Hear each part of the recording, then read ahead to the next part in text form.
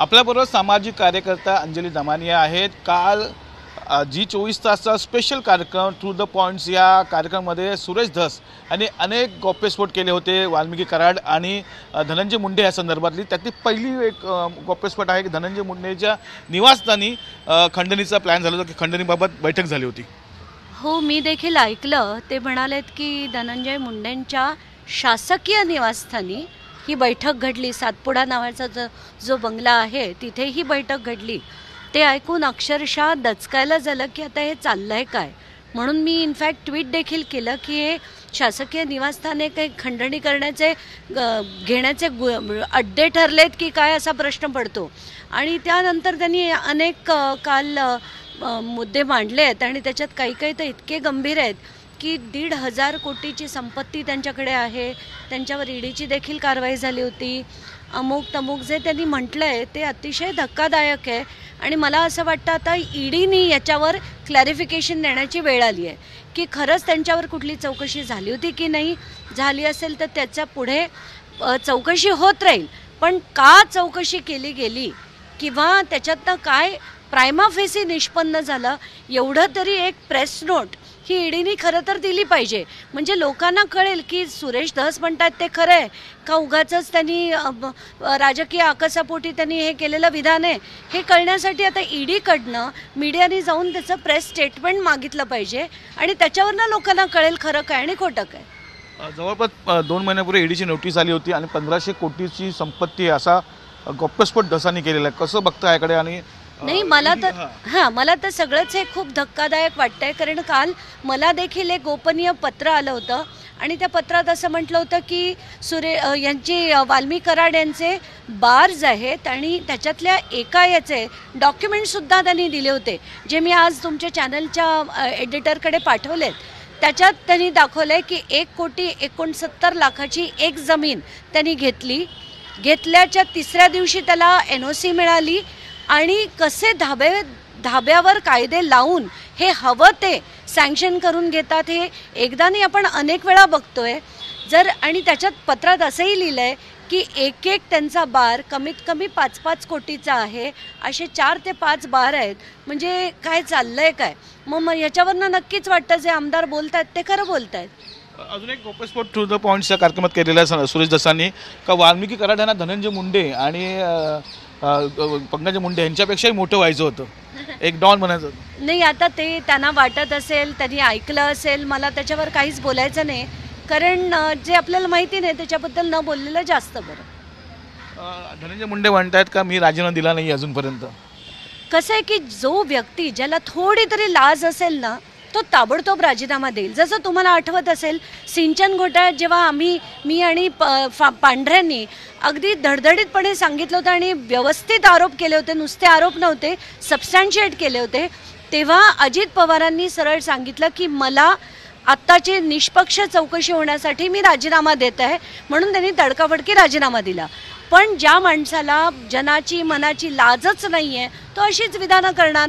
त्यामुळे आताच्या घटकेला मला असं वाटतं जोपर्यंत लोकांचा आक्रोश इतका वाढत नाही तोपर्यंत धनंजय मुंडे राजीनामा देत नाहीत असं दिसतंय, पण आता लढून त्यांच्याकडनं तो घेतला गेला पाहिजे।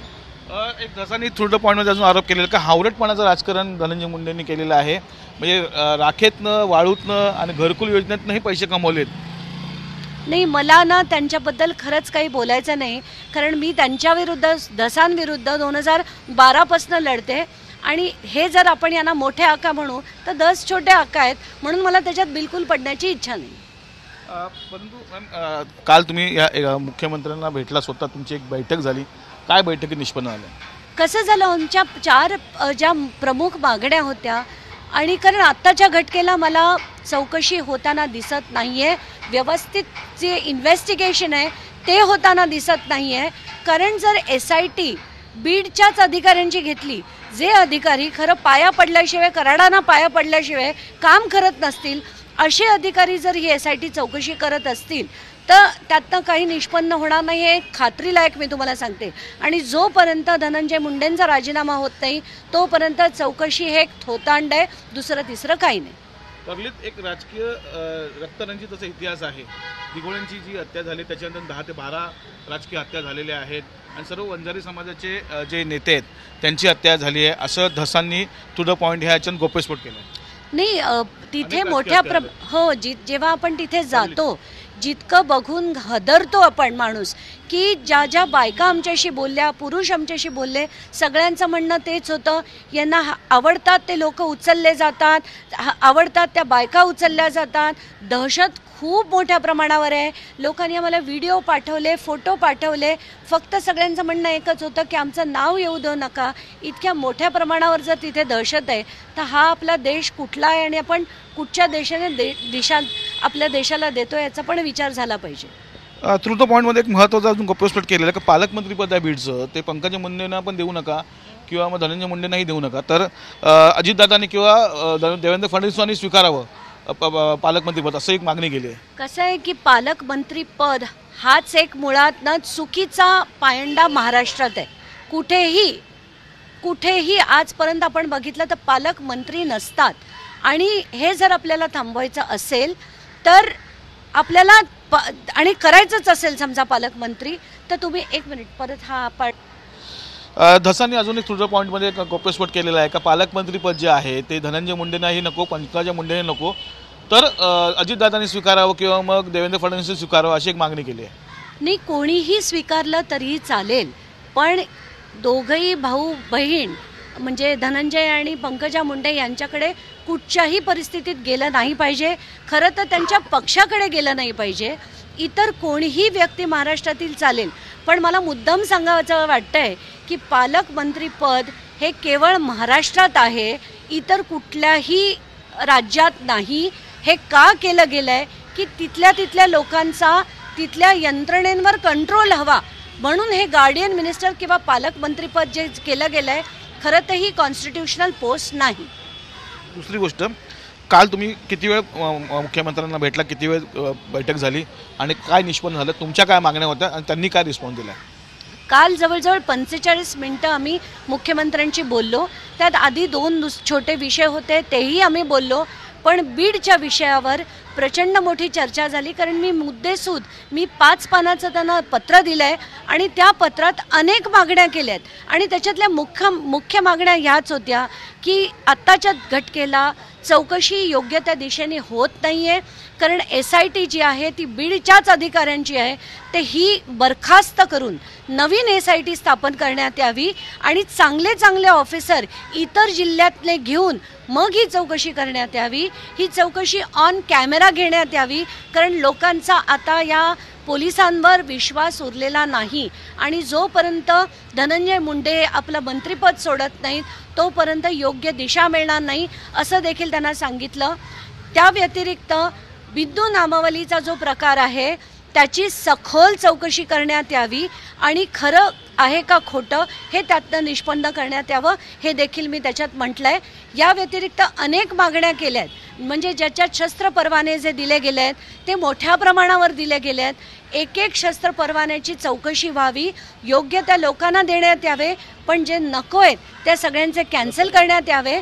अनधिकृत जे लोक वापरत आहेत त्यांच्यावर देखील तात्काळ कारवाई झाली पाहिजे अशी देखील मागणी मी केली आहे. नक्कीच तुम्ही आज एक ट्विट केलेलं आहे का दारूची दुकानं आहे, दारूचे अड्डे आहेत म्हणजे वाल्मिकी कराडांचे, काय नक्की आहे, कुठे आहेत ते काय? आत्ताच्या घटनेला मला काल मला एक गोपनीय पत्र आलं होतं आणि या पत्रात सगळी माहिती आहे. त्याच्यात असं म्हणण्यात आलं आहे की केज शहरामध्ये एक जमीन घेतली गेली आहे, वाल्मिकी कराड यांच्या नावावर घेतली गेली आहे. अख्ख्या अग्रीमेंटची कॉपी देखील आहे आणि याच्यासाठी त्यांनी दारूचं दुकान काढण्याची परवानगी मागितली. ती त्यांना तब्बल 3 दिवसात म्हणजे खरं तर 7-12 नावावर व्हायला 15 दिवसाचा कालावधी लागतो. त्यानंतर आपण मागणी करू शकतो पण यांनी जमीन घेण्याच्या 1 दिवस आधी मागणी केली आणि 3 दिवसात त्यांना NOC देखील मिळाली. त्याच्यात पूर्णच्या पूर्ण डिटेल्स आहेत जमीन घेतल्याचे. 1,69,00,000 ती जमीन विकत घेतली आणि जसं मी आधी पण ट्विट केले आहेत त्यांच्या ज्या गाड्या आहेत मोठ्या प्रमाणावर आहेत त्या गाड्या देखील एक गाडी 1.5 कोटीची आहे. तर एवढी संपत्ती एका साध्या माणसाकडे कुठून आली हा सगळ्यात मोठा प्रश्न आहे. या सगळ्याचा उलगडा आता पोलीस यंत्रणेने आणि ईडीने वेळ पडल्यास करणं गरजेचं आहे. कारण आमदारांनी धस यांनी आणि एक आरोप केला होता की त्यांचे 100 अकाउंट आहेत आणि 13 मोबाईल ते वापरत आहेत. त्या प्रत्येक गोष्टीची चौकशी झालीच पाहिजे.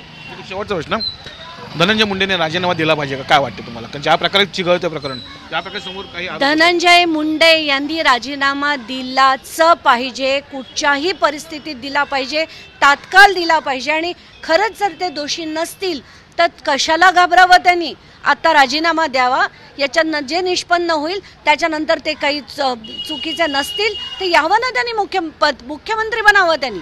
पण आत्ताच्या घटकेला राजीनामा देणं हेच लोकशाहीला धरून आहे आणि ते त्यांनी केलं पाहिजे. अजितदादांनी याच्यावर म्हटलेलं आहे का जोपर्यंत कोणता पुरावा मिळत नाही तोपर्यंत धनंजय मुंडेवरती मी कारवाई करणार नाही. पण मग अजितदादांनी जेव्हा सिंचन घोटाळ्याचे आरोप मी केले होते तेव्हा अजित पवारांनी राजीनामा दिला होता आणि तो तडकाफडकी दिला होता. निष्पक्ष चौकशी व्हावी म्हणून त्यांनी दिला होता. मग धनंजय मुंडेंचा का नको हा प्रश्न तुम्ही अजित पवारांना जाऊन विचारा. हे होते अंजली दमानिया. सामाजिक कार्यकर्त्यांनी मोठे गौप्यस्फोट केले की अजितदादांवरती जेव्हा मी आरोप केले होते तेव्हा त्यांनी राजीनामा दिला होता का निष्पक्ष चौकशी झाली पाहिजे म्हणून राजीनामा दिला होता. परंतु आता मग धनंजय मुंडेंचा राजीनामा ते का थांबवत आहेत? आता थेट सवाल अजितदादांना केलेला आहे. त्याचबरोबर धनंजय मुंडेंनी राजीनामा द्यावाच अशा मागणीवर ठाम आहेत. आणि सर्वात महत्त्वाचं म्हणजे SIT जी लागलेली आहे ती SIT बरखास्त करून त्याची नवीन SIT स्थापन करावी अशी मागणी ही मुख्यमंत्र्यांकडे अंजली दमानिया यांनी केलेली आहे. तर थ्रू द पॉईंट म्हणजे जेवढे गौप्यस्फोट झाले त्याच्यावरतीही त्याच्यावरती चांगली उत्तरं अंजली दमानिया यांनी दिलेली आहे. व्हिडिओ जर्नलिस्ट मंगेशसह कपिल राऊत, झी मीडिया, मुंबई.